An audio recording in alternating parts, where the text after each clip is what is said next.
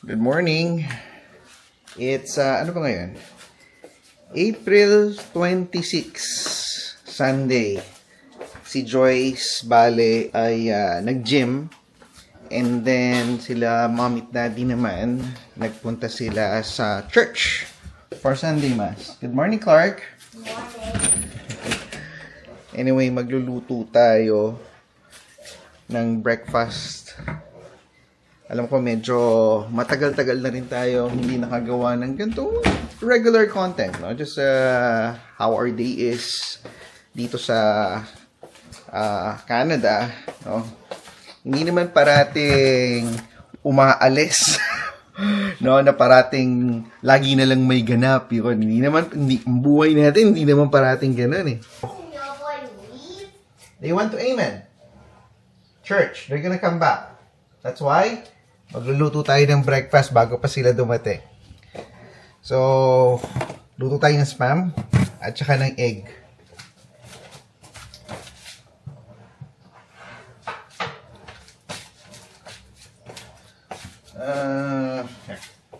Chopping board.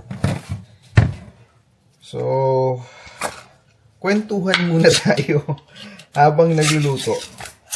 Ako, ewan ko kung ako lang itong gumagawa nito, pero share nyo na rin, no? If kayo ba, yung mga gantong spam, no? Luncheon meat, kayo ba hinuhugasan nyo?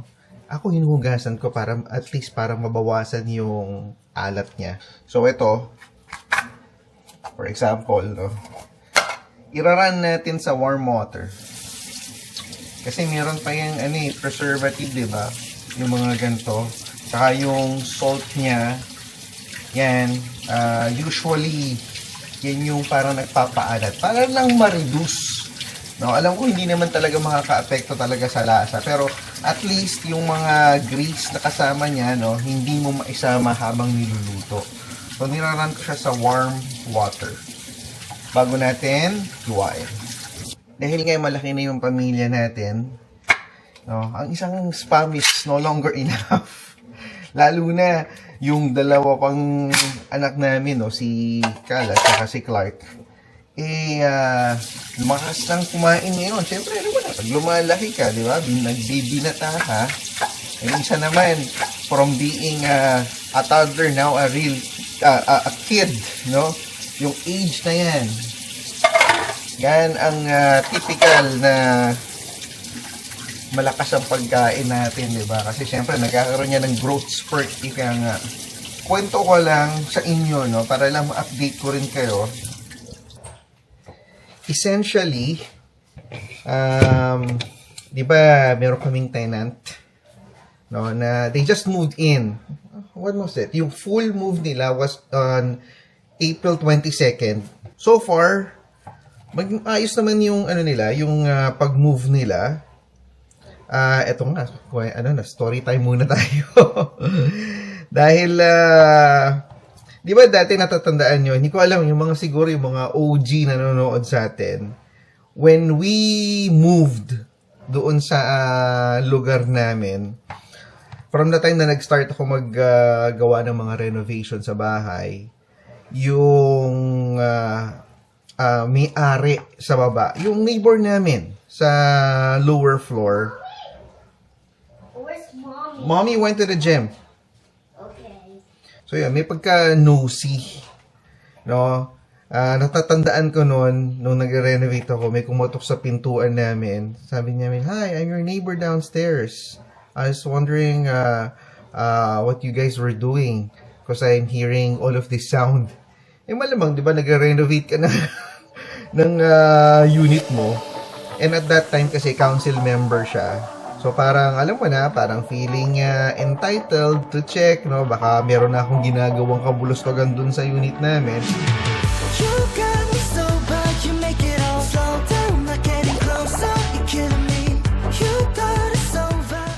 Sabi ko, yeah, I'm changing the countertop. I'm changing the sink. No? So, you will probably hear noise in the course na ginagawa ko yung project. Oh, okay. Kasi daw, chine-check daw nila kung, alam mo yon, you're doing something na hindi requires permit or something like that. Kasi nga, strata council member, So, tine-check kung meron ba akong, ano mo yun, ginagawa sa structure, no, that's not aligned with what I'm able to do, and so on and so forth. So, yun, nagsimula na doon, diba? Tapos, nakwento ko din sa inyo yung time na nagko-complain sa noise. It's because of, alam mo na, pag may bata ka, di ba? Nung pinanganak si Clark, yung iyak ng bata, yung nung nagsimula siyang maglakad, ako lalo na yun. She's been complaining. And it came to the point na parang sabi ko, even put, mats, rubber mats, lalo na kung saan nagsistay si Clark, para lang ma-reduce yung noise na sinasabi niya. However, dahil nga, because back and forth yung complaint, sabi ko, you know what? Nung nakausap ko siya one time, sabi ko, the quiet time is up until, I think, during that time, sinabi ko pa nga, 9 o'clock. Pero, nung binasa ko yung strata bylaw, it's up to 10. Keep noise up to 10 p.m. Sabi ko sa kanya, the strata bylaw states that, we reduce noise by 10 p.m.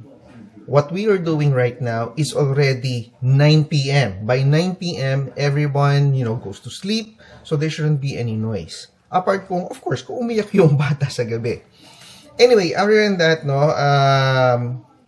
nagpunta yung property manager namin to check our space, kung bakit daw noisy. Nagpunta pa yung isang other council member to check, which pinakita ko naman, that's the regular living noise na.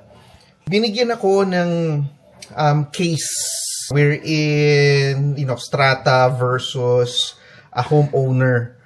And yung case na yon nakalagay doon, nanalo yung homeowner, and this came from the property manager kasi yung property manager namin, he understood that this is regular living noise. Medyo parang nosy or talagang picky lang yung neighbor namin sa baba.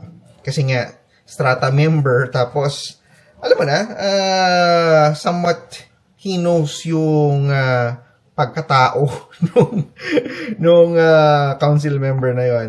Anyway, binigyan niya ako nung case na yon, and nanalo nga yung homeowner, shinare niya yon sa mga council members din na hindi naman, it's considered normal living noise. Cut the long story short, alam mo na medyo tumigil na siya sa pagko-complain. Bakit ko nakwento sa inyo to? Kasi nga, alam mo na, di ba, may nag-move in. And we were advised by our new tenant na na-meet daw nila yung person who's living downstairs, yung may aso.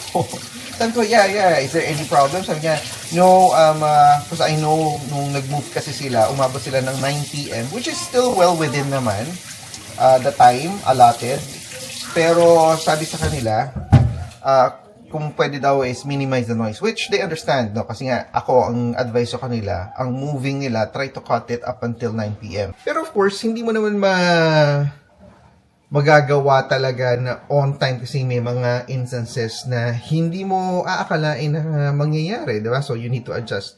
Well, ang ginawa ko naman ay updated yung aming property manager. Let him know na para they will be moving up until, buti ako, nagbibigay ako ng buffer. Ang sabi ko sa property manager, basically is, nagpaalam ako up until 9 kasi nagkaroon ng aberya doon sa other unit, yung previous na tinitira nung tenant namin, dahil nagkaroon ng parang generator testing, and so hindi nila nagamit yung elevator for 2 to 3 hours. So sabi ko up until 9 p.m. Buti nag-buffer ako. Ang sinabi ko naman doon sa tenant namin, up to 8 p.m. lang. Nag-extend sila up to 9 p.m. Well, it's still well within doon sa parang ipinialam natin, di ba? Yung nasabi na nga na ganun yung nangyari, no? Naintindihan nila, but the following day, they came back daw at around 1 p.m. to move, I guess, the bed frame na iniwan namin dun sa unit. And so, at that time daw, nakasalubong nila sa stairs naman yung residente na yun, and they said that if you can keep it down daw yung noise. It's a regular day naman for them to move in talaga, no? And so, ang sabi nga nung, nagtataka lang kasi yung tenant namin, is she really that picky sa noise? Sabi ko sa kanya, there was a time, pero nga nung inexplain ko na para it's a regular living noise, okay lang. I mean, wala nang problem from that point on. And since council member nga siya, no, para di malaman ko yung nangyayari, I also volunteered to be a council member.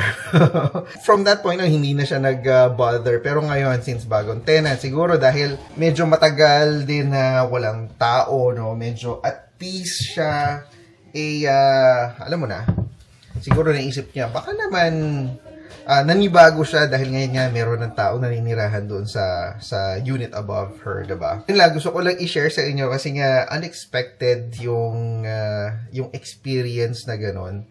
Dahil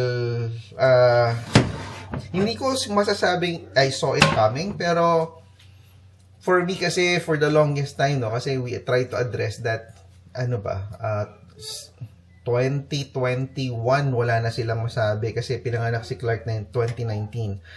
From 2019, the entire year, I addressed that already and I confronted that person already, and so she knows where I stand. But regardless, sabi ko na lang dun sa tenant namin, if in case lapitan pa kayo, let me know and I'll find some ways and communicate it to her that, those are just regular living noise. There's really nothing that you can do about it.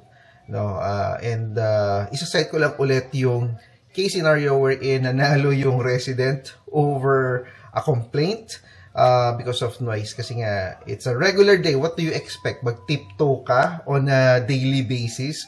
Everyone is probably wearing slippers, no? Knowing Filipinos, no? Nagsislippers yan sa loob ng bahay. Ano pa yung i-expect mo, di ba? If there's only, kapareho niya, no? Kung nakatira doon is isang tao lang at saka isang aso, siguro hindi ka mamumroblema eh. Pero these are, 3 adults who live in a place, you will probably hear noise. Anyway, kayo ba sa Canada, dahil nga tayo, hindi konkreto kasi yung structure ng mga building dito, di ba? It's more on wood. Meron ba kayo na-experience na ganyan on your own, no? Na mayroong mga noise complaints or talagang sometimes when you move into a specific location, you have to know kung sino ba yung magiging neighbors mo kasi yung mga yan importante. It's a life decision pag every time you move. Lalo na kung may pamilya ka, no? Lalo na sa amin, hindi naman kami sanay na, you just keep on moving. Lalo na we're not renting, no? We bought the place. And so, we had to make sure, and you have to make sure, lalo na kung bibili kayo ng lugar, no, that your neighbors are good. Ask around, no? And at night, alamin mo rin kung ano ba yung condition, no? Go to the place, observe kung anong nangyayari. And even during the day, para na sa ganun, maintindihan mo kung ano ba yung living conditions, ano ba yung feels ng mga tao, maayos ba, hindi ba maayos, before you make that final decision. I would have to say that's the only concern, and so far, so good pa rin naman, no? It was a smooth transition according doon sa aming tenant. Hopefully, no, they would like or enjoy staying at our place. Kasi talagang hinahanap naman namin is long-term tenant. We're not looking for anything that's quick na, alam mo yun, pabalik-balik. Kasi it requires a lot of effort din to find a tenant, do your due diligence. And since ito yung binigay sa atin, no, sa pagdadasal natin na as a tenant, I'm pretty sure, no, everything would just fall in its rightful place. Naisip ko lang na para talagang, kanya-kanya talaga tayong challenges. There won't be any specific time na talagang everything will be perfect. Di ba, nakakainis din yung gano'n, no? Pero, for me, parang I see it as an experience, na learning experience, na there are things talaga that you need to account for, lalo na sa mga ganyang klaseng sitwasyon or ganyang klaseng bagay. Sa atin kasi sa Pilipinas, di ba, dahil nga siguro dahil Pilipino tayo, no? We're so used to those type of like noise. I guess it's part of living. How I love the city of mine. It never gets me down. City of mine.